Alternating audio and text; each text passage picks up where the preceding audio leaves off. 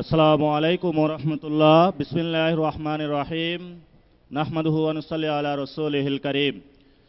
সম্মানিত 11 দলীয় ঐক্যের নেতৃবৃন্দ, উপস্থিত আছেন সম্মানিত সাংবাদিক ভাইরা, উপস্থিত আছেন সম্মানিত প্রশাসনের ব্যক্তিবর্গ, উপস্থিত আছেন বাংলাদেশের অতন্দ্র প্রহরী ভাইরা, যাদের হাতে আগামীর বাংলাদেশ নিরাপদ, যাদের হাতে আগামীর মা বোনদের নিরাপত্তা নিশ্চিত, যাদের হাতে বাংলাদেশের মানুষের অধিকার নিশ্চিত।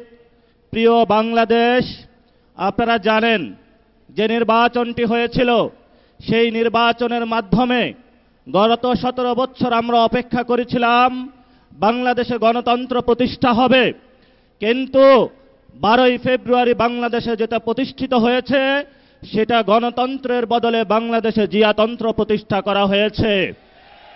তারা আমাদের ব্যাংকগুলো দখল করেছে, তারা পার্লামেন্ট দখল করেছে, তারা বিভিন্ন জায়গায় দুদক দখল করেছে।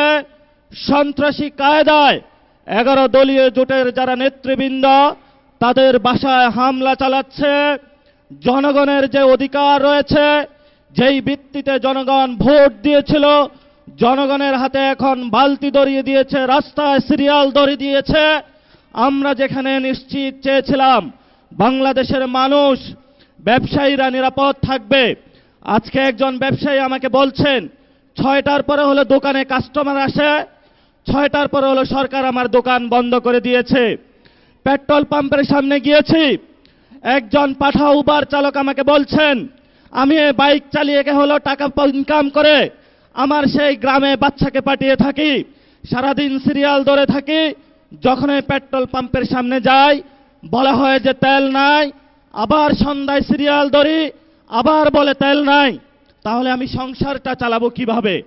বাংলাদেশের সাংবিধানিক যে প্রতিষ্ঠানগুলো রয়েছে, সেই সাংবিধানিক প্রতিষ্ঠানগুলোকে আমরা যখন একটি নতুন বাংলাদেশে সংস্কার নিশ্চিত করতে চেয়েছিলাম, দুদকে সংস্কার নিশ্চিত করতে চেয়েছিলাম, বিচারালয়ের সংস্কার নিশ্চিত করতে চেয়েছিলাম, পুলিশ প্রশাসনের সংস্কার নিশ্চিত করতে চেয়েছিলাম, সাংবাদিক ভাইদের সংস্কার নিশ্চিত করতে চেয়েছিলাম, ব্যবসায়ী ভাইদের সংস্কার নিশ্চিত করতে চেয়েছিলাম, ব্যাংকিং খাতে সংস্কার নিশ্চিত করতে চেয়েছিলাম, সেখানে হলো মাননীয় প্রধানমন্ত্রী তার চিরচারিত অভ্যাস হাওয়া বোবেনের ভাই বারাদেরকে নিয়ে এসেছে, কাউকে দুদুকে বসিয়েছে, কাউকে বাংলাদেশ ব্যাংকে বসিয়েছে, কাউকে বিচারালয়ে বসিয়েছে, কাউকে হলো পুলিশ প্রশাসনে বসিয়েছে, কাউকে হলো পার্লামেন্টে নিজে মুখ বন্ধ করে তাকে হলো তার গ্রিন কার্ড দিয়ে বলেছে তুমি যা ইচ্ছা বাংলাদেশের মানুষের সাথে গাদ্দারি করতে পারো, তোমাকে আমি গ্রিন কার্ড দিয়ে দিলাম।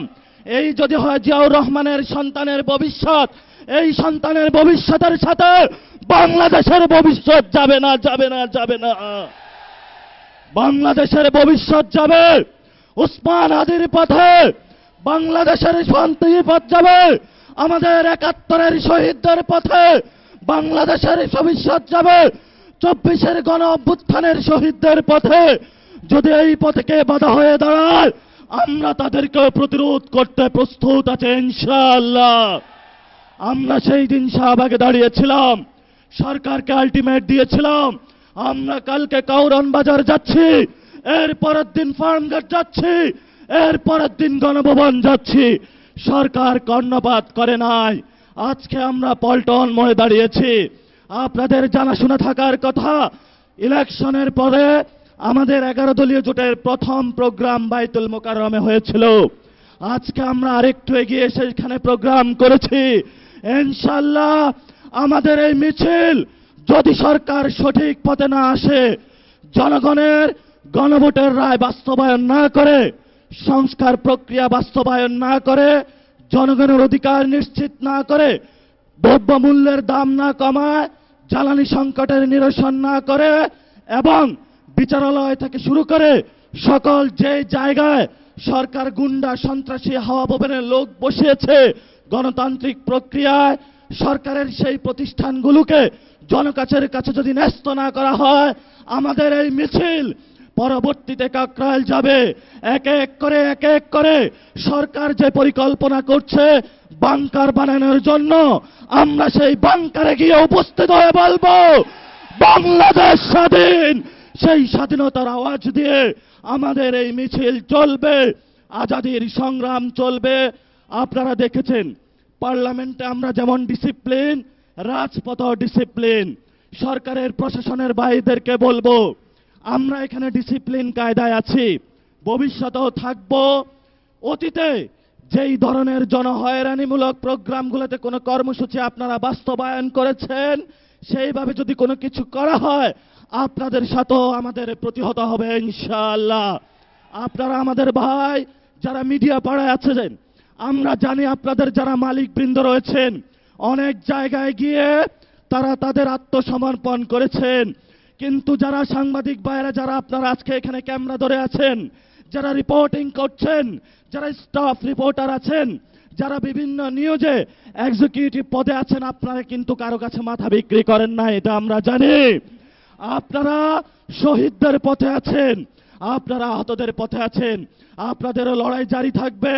সচিবালয়ে যারা আছেন আপনারা রাজপথে যেই মানুষগুলো যুদ্ধে অবতীর্ণ হয়েছে এবার তাদের সাথে থাকবেন।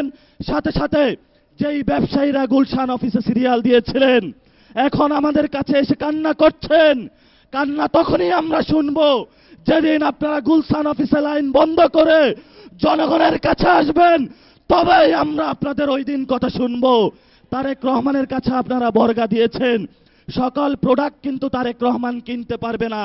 যদি কনজুমার বলেন, কনজুমার কিন্তু আমরা। যদি ভবিষ্যৎ আপনাদের নিরাপত্তা নিশ্চিত করতে হয়, নিরাপত্তা নিশ্চিত কিন্তু আমরাই করব। ভবিষ্যৎ বাংলাদেশের যে আজাদী সংগ্রাম, মুক্তির সংগ্রাম, গণতন্ত্রের সংগ্রাম, জিয়াতন্ত্র থেকে মুক্তির যে সংগ্রাম, জিয়া ফ্যামিলিকে বাংলাদেশ থেকে, বাংলাদেশের মানুষকে জিয়া ফ্যামিলি থেকে উদ্ধারের জন্য যে সংগ্রাম, সেই সংগ্রামের সবাই ঐক্যবদ্ধ হবেন, রাজপথে থাকবেন, লড়াই চলবে দুর্বার গতিতে।